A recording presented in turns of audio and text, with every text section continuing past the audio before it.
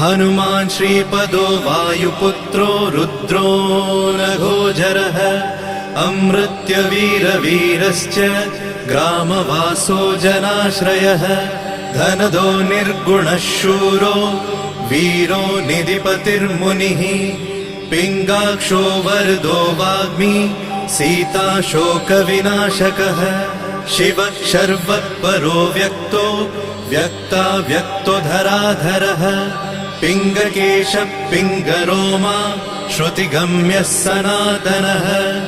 अनादिर्भगवान् देवो विश्वहेतुर्जनाश्रयः आरोग्यकर्ता विश्वेशो विश्वनाथो हरीश्वरः भर्गो रामो रामभक्तः कल्याणप्रकृतिस्थिरः विश्वम्भरो विश्वमूर्तिर्